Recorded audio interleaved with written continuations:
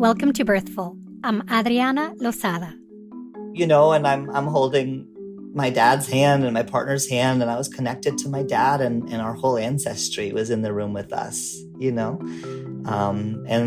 as Leo was born, it was like, and my future ancestry, everyone that comes after me was in the room too. That was parent and trans educator Trystan Reese. In his birth story, he shares how he made sure that everyone in his birth team, from his partner to his dad, his mother-in-law, and even the head nurse, knew what he needed from them. Their advocacy and support made a huge difference in his birth experience. Make sure you stay on until the end of the episode for my 2 things to do, one for you, one for the rest of us. You're listening to Birthful, here to inform your intuition. Trystan, it is a delight to have you here today to hear your story. Can you tell us who you are, a little bit about yourself? How do you identify? Sure. I'm Trystan. I live in Portland, Oregon. I am a dad. I'm an adoptive parent. I'm a gestational parent. I'm a transgender man. I am white. I'm a Canadian immigrant to the U.S., and I'm vegetarian. And we have some of those in common. Vegetarian, and I lived in Canada for quite a bit. I did my undergraduate there in Montreal, so it holds a special place in my heart for sure. Cool. Did you go to Gill? I went to Concordia. Oh, nice. In communications, yeah. Yeah, amazing. Yeah, my parents met at Gill in Montreal, so there you go. So in terms of your birth story, how did you decide it was time to have a baby, and how did that come about? I mean, it's funny. There wasn't really any one time when I decided to have a baby. It was really much more of, a longer term consideration process. And, as a transgender man, I've known at that point dozens and now hundreds of other transgender men who've had babies. And so for at least 20 years, transgender men have been having children, even after having transitioned in one way or another, including being on testosterone and having a beard, etc. So I knew it was possible. But I never wanted to have kids, period, until I met the person who would become my partner. Yeah, and it was just this kind of a slow evolution from there. We actually ended up becoming parents very early on in our relationship. We opened our home up to my partner's niece and nephew, my partner's sister's kids. They came to live with us, and then we adopted them formally. And then we decided to grow our family, and having been through an adoption process, and it's quite financially, but especially emotionally arduous process.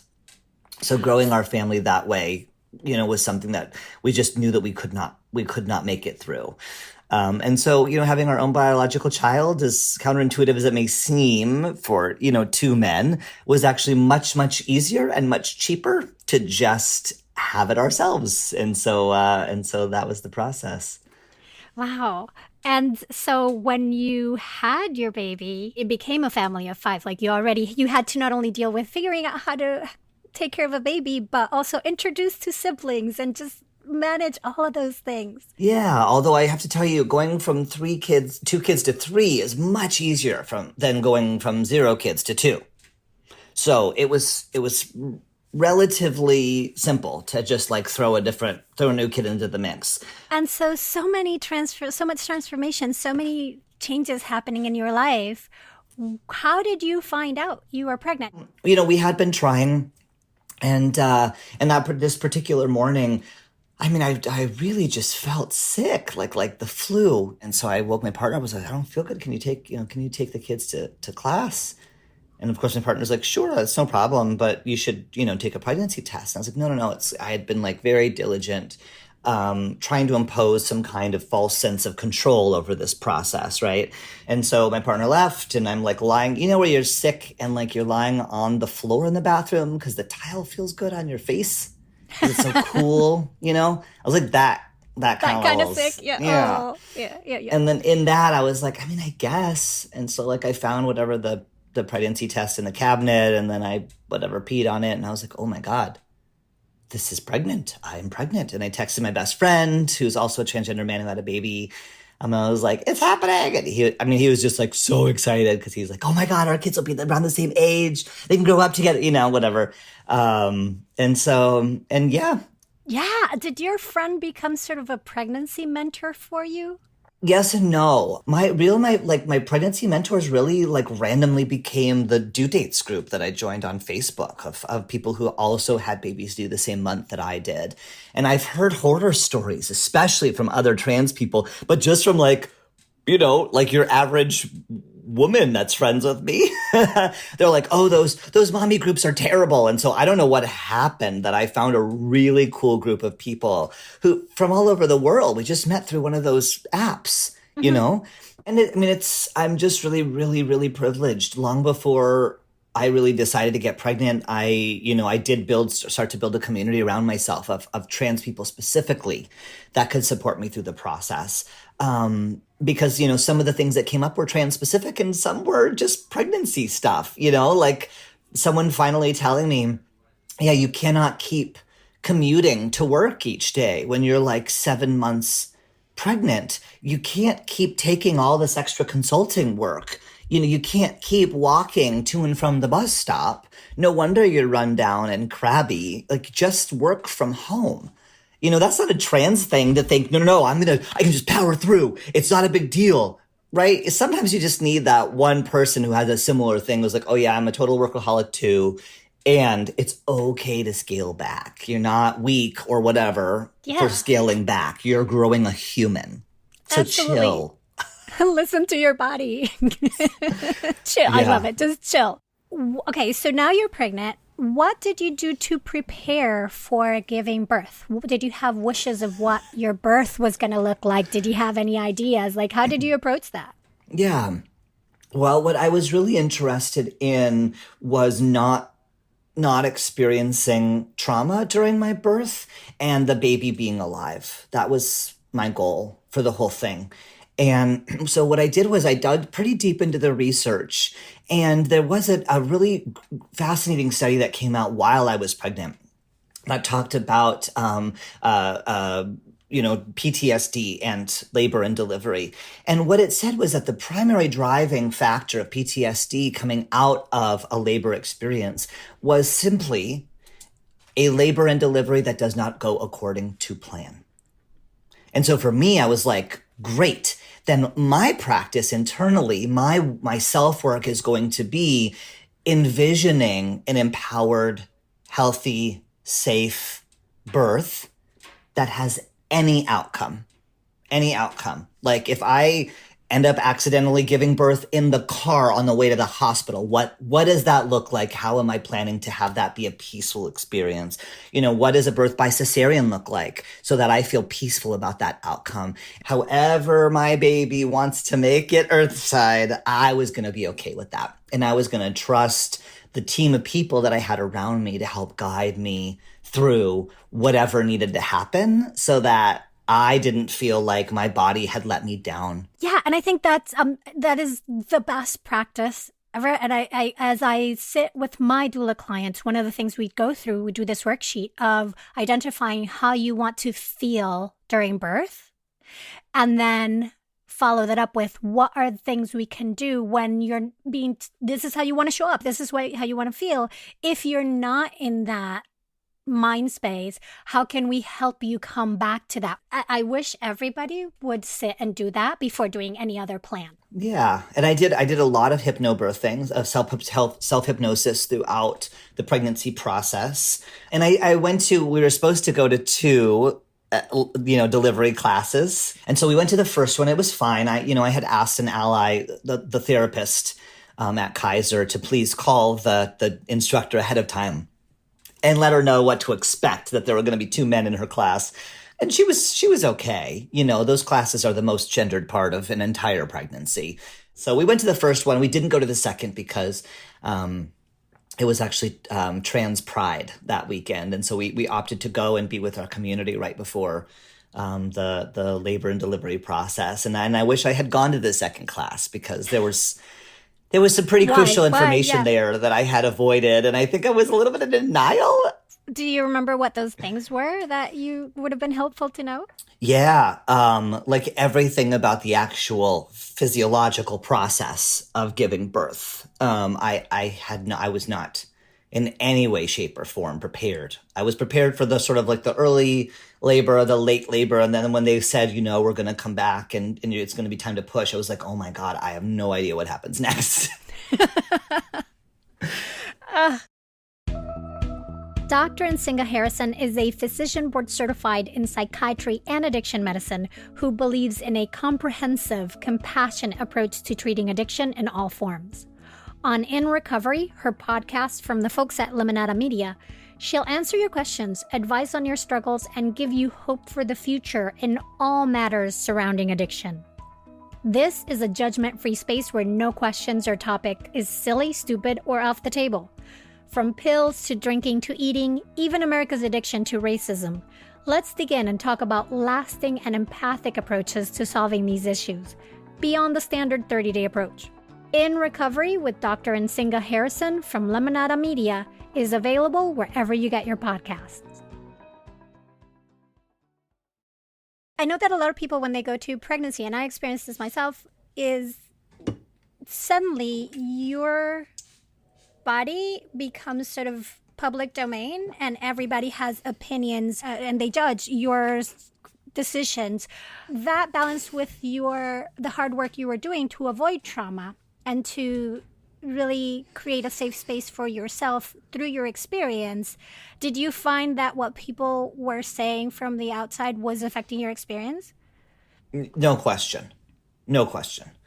To be a public trans person, even, as a transgender man, which is, worlds easier than as a transgender woman, even as a white person, which is worlds easier than as a, trans person of color, it was still extraordinarily difficult. And, I was receiving hundreds of emails, direct messages, tweets, of people telling me, how disgusting that I am and that I'm going to give birth to a monster. And, truly, truly awful things. And there were many choices, we chose not to reveal.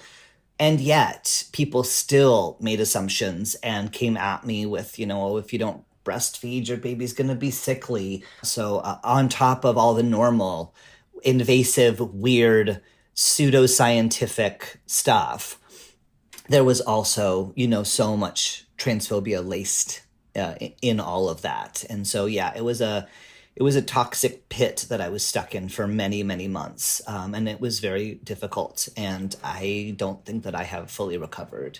I may never recover. And I'm so sorry to hear that. I really am sorry that you had to go through all that. Like, all we want is to have a healthy baby. And having somebody plant that fear is so unforgivable. It's so irresponsible. Yeah. And often there's people who are intentionally mean, and that's its own thing. And then there's like this whole wide swath of unintentional meanness. For me, much of which came from the natural birth community. And I'm continuing to see the extreme psychological harm of people being encouraged to put their own needs second, their own psychological wellness second, their own physical health and wellness second. And I think it's deeply and profoundly sexist to expect birthing people to stop caring about themselves.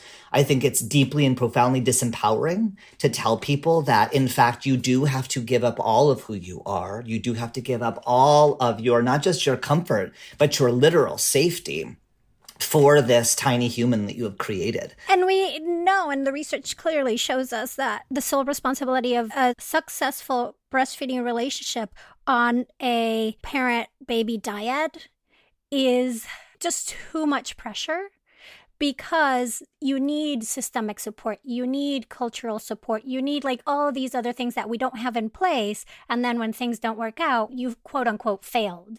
And then the overlay of transphobia, the overlay of transgender people, and the fact that some transgender people and some non-trans survivors of sexual violence experience severe psychological distress around the idea of using their bodies in that way, or they've had gender affirmation procedures and they're not able to feed their baby in that way. There's just so many compounding issues. And people are like, well, breastfeeding is free. Sure, if you're not placing a value on the time of the nursing parent. And again, I'm like, oh, that's sexism. Right? And it's like, oh, breastfeeding is easy. Okay, sure. If it's easy for you. Right? But then when people struggle, as you'd said, there's no support for them. And there's so much pressure. I do see so many people get completely subsumed by those early parenting years. And then, come age 3, 4, 5, all that resentment comes out because it is like, oh, I forgot about my partner. Oh, I forgot about myself. And so that's something that we really committed to when we were, when I was pregnant. It was like, how are we going to stay connected throughout this process and into early parenthood? And so that was something that I wanted to make sure, that I was still nurturing that as I went. Yeah. So what are some ways that you've nurtured that this didn't only become a process that you were going through, but a process you were going through together? Yeah, I mean, it's funny because, as queer people, we don't have like a set mold that we sort of fall into. And so we've always been equitable in our approach to parenting. It's about who's good at the things. It's about who likes the things. And then it ultimately boils down to who hates the thing the least. Right. And so we sort of figured that out. And we had thought going into pregnancy, okay, I'm a pregnant person. So, my primary job is going to be to take care of myself and the growing fetus. And also I'm the primary provider. And so the expectation is I keep providing. And also as a feminist man, I don't want to put my partner, who's the frontline parent, also in charge of all of the housework and parenting the other kids and doing the dishes and doing the laundry. I was just trying to do all the things. And my expectation was, my partner would kind of take care of me. That's like kind of what you see in the movies, And, finally we just sat down and my partner Biff was like, okay, like obviously this isn't working. You're tired. you're grumpy. So why don't we rejigger things a little bit so that it's just your job to take care of yourself and the pregnancy. And I will step it up in the home department. And so we just try to not be equal, but equitable, not the keeping score of things, but stay in your lane. And it seems it was very well rooted on clear communication and expectations and adjusting along the way, checking in and saying, hey, this is no longer working. How can we make it work? So I appreciate that. The constant need for checking in and that you guys made it a joint priority and had clear expectations of what you needed from each other.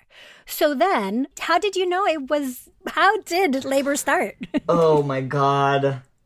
Well, my mother had a traumatic first birth experience. And so she, at 40 weeks, decided to be induced for me and loved it. And then my older sister was not induced for either of her pregnancies. And she went to 42 weeks with her first and 43 weeks with her second. And I was really certain that was not something that I wanted to go through. And as I approached my due date, I think I was at 37 weeks and I started to have rib separation. And the baby was measuring quite large. And so I just begged them, please just induce me. Like, I ain't going to 42 weeks, 43 weeks. I'm dying. And they were like, no, we will not do that. We cannot induce you before term unless it's a medical emergency. And I'm like, it is a medical emergency. I'm dying. And they were like, unfortunately, like the comfort of the pregnant person is not a factor that we take into consideration. People who are listening who've been pregnant, they understand like, oh, my baby's right underneath my ribs. That hurts. Like, oh, baby's kicking me in the ribs. We've experienced that. Totally. Your ribs splitting and actually separating is that is pathological. That's not discomfort. That's actual damage. It's interesting. I didn't think about it necessarily at the time. It felt like there was an element of transphobia in it, the dismissal of my pain. And then finally, when I hit exactly my due date was the next day, I called the OB overseeing the whole pregnancy clinic at Kaiser.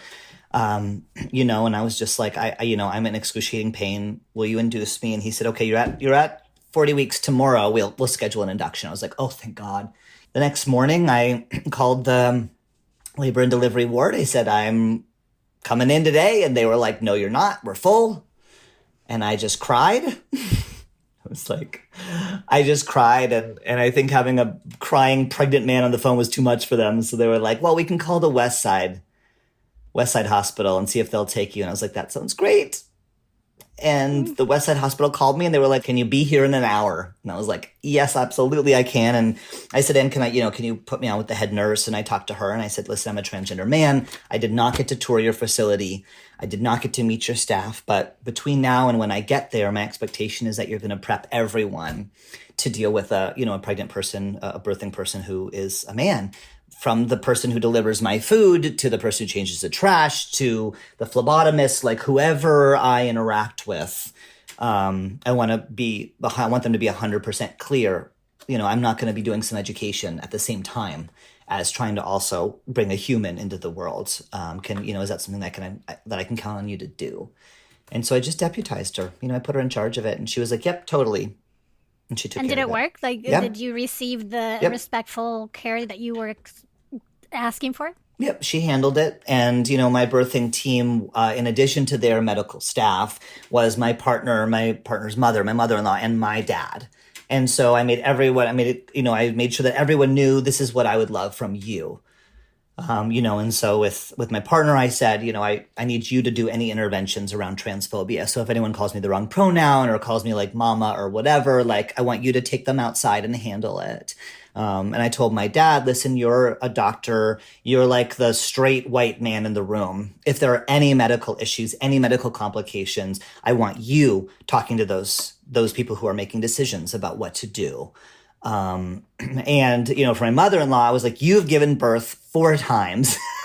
I want you to reassure me that whatever's happening, I can do it. So I just made sure everyone knew what exactly I needed from them, to sort of get through the process. I really hope that everybody that hears this takes to heart how that can apply to their realities. As, say, a Black birthing person, a disabled birthing person, as a poor birthing person, a young birthing person, all of these, just not the normative ideal, quote unquote, person for who the system is designed, and understand that they need to step up or put things in place that just showing up is not going to be enough. Yeah. And, it was just really important to me that I treated everyone that was supporting me at the hospital, the whole hospital staff, as if they had my best interests at heart, really just assuming support, assuming good intent going in. I loved having super, super skilled people around to say, here's what we're going to do next. And here's what we're going to expect. And the surgeon that came in to meet with me very, very early on said, the midwives gotcha. You'll probably never see me again. If you need me, I'm right here. And I let him know, listen, I do not want you to avoid a birth by cesarean. If there is any distress, fetal distress, if I'm in any distress, I feel 100% great about having a surgical birth. I do not have any vision of how this goes other than my baby's alive and I'm untraumatized, period. And he was like, okay, I hear you. And he actually, he said, one option that I can give you is if you do need a birth by cesarean, I'm not saying that you will, but if you do, would you prefer a vertical incision as opposed to a horizontal incision? The healing and birth outcomes are the same no matter what. And I was like, well, why would I want a vertical incision? He said, oh, because, you're a transgender man. And often people might associate that horizontal, like bathing suit line scar as a cesarean scar, which some people might associate with women or femininity or motherhood. Whereas a lot of men might have a vertical scar at their navel if they've had any number of, stomach surgeries or procedures. And so if that feels more gender affirming to you, I'm happy to make that adjustment and plan ahead for that to happen. And I'm a trans health educator. I had never heard of that before. And so I was really moved by his ingenuity and his attention to detail and his empathy to think, okay, if I were a transgender man, pregnant, giving birth, healing, and then parenting, how might my relationship with my body be improved? That sounds like exceptional, wonderful care. And not just looking at the short-term outcomes, but also long-term impact of health, mental health, body health, all your humanity encompassed completely, not just one aspect. So in terms of the actual birth, Oh so yeah, you're sorry, being that's like where you're induced, trying to get yeah. to. Everything, the like Foley bulb and then the like tiny drip of Pitocin, everything did exactly what it was supposed to do. And we just sort of like proceeded along, and I had, I think, about 12 hours of really early labor. So that was just like getting the kick-started thing. And they're like, yes, everything's working. It's great. Could still kind of sleep, could still kind of eat, could still get up and move around. And then about 12 hours of active labor, and everything started going, and then they could pull back on the Pitocin because I was like, cool, your body's doing its thing now. We're good. And as soon as things started to get, really painful for me, part of emerging as unscathed as possible in terms of my psychological experience of the birth, it was really important to me that I had an epidural. And so they came in, they did that. That was great. Yeah. And then, at some point they were like, okay, we're about 2 hours to pushing. And I was like, oh my God, I have no idea what to do next. I read so many books about pregnancy, nothing on the actual pushing out thing. But they were lovely. They were like, it's okay. Like, your body knows what to do. And also we know what to do because we've done this hundreds of times. We'll coach you through it. Don't worry. And for me, it was it was an embodied experience. It was also a profoundly spiritual experience. And I did not expect that, of this particular part of the process. And they'd said, well, we're going to have you push. And if you're not able to feel where you're pushing, because the epidural will just take the epidural out. And I was like, of course you are not going to take the epidural. Watch me push. I was like determined that I was going to be able to keep it in, and I did. And there was one period of time when I sort of called upon those who have passed, to give me what I needed in order to get through this transformative experience.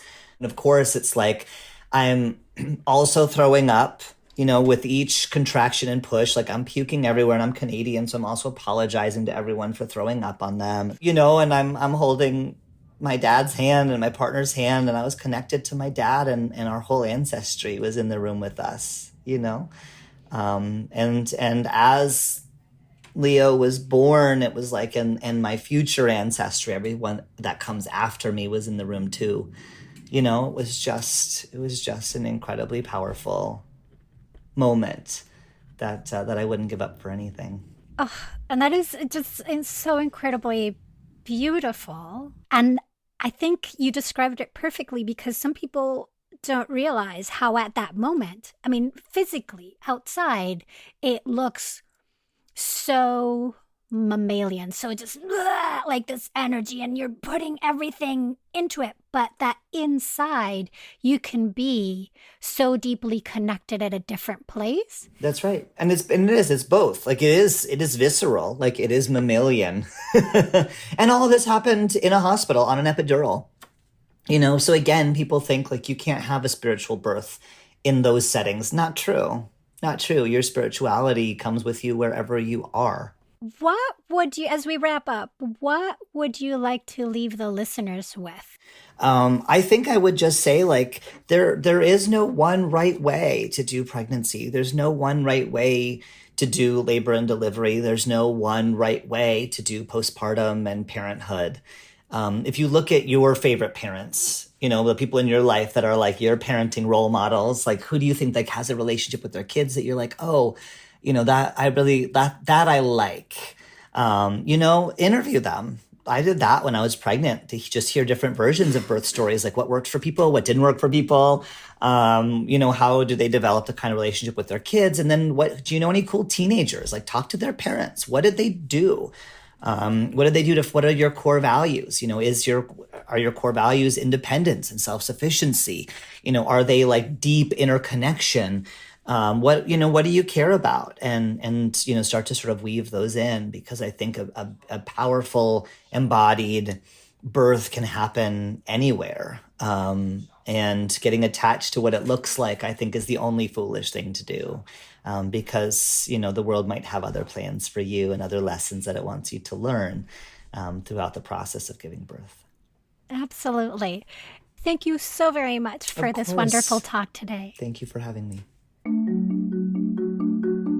That was Trystan Reese. He's a global educator working with a broad range of birth professionals to create a more inclusive culture through his consulting firm, which is collaborate.consulting.